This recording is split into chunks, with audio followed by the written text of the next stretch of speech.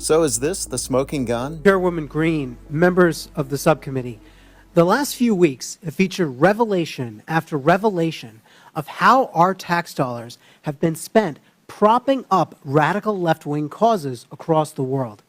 Yet what struck me about the abuse of foreign aid has been the connections with leftist activists here at home. As a senior editor at the Daily Signal, I researched the left's dark money network, which propped up the influence campaign I expose in my book, The Woktopus. I found that leftist elites prop up NGOs that staffed and advised the Biden administration, pushing unpopular policies on the American people through the bureaucracy. In my remarks, I will present 3 examples of how the left's dark money network intersects with just one agency focused on foreign aid, the U.S. Agency for International Development. The views I will express in this testimony are my own. The left's dark money network features George Soros and his Open Society foundations, the Tides Foundation, and the network of nonprofits established by Arabella Advisors. Right here.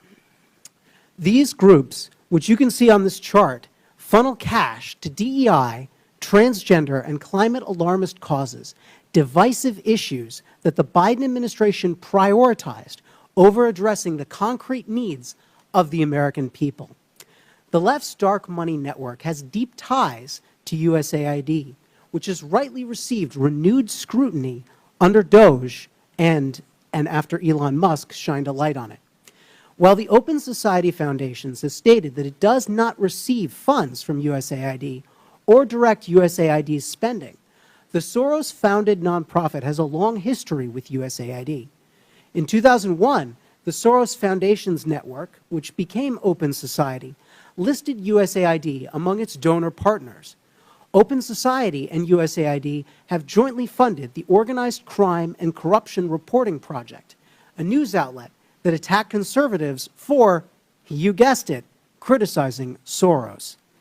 Open Society and USAID also jointly fund the East-West Management Institute. Among other things, the institute launched court changes in Albania that critics allege resulted in the prosecution of Albanian opposition leader Sali Berisha, silencing the opponent of the country's socialist prime minister. Open Society has hired at least 5 former USAID staff, including at least 1 high-level official who worked at USAID providing services amid political transitions in foreign countries. Former USAID Administrator Samantha Power met at least twice with Open Society leaders.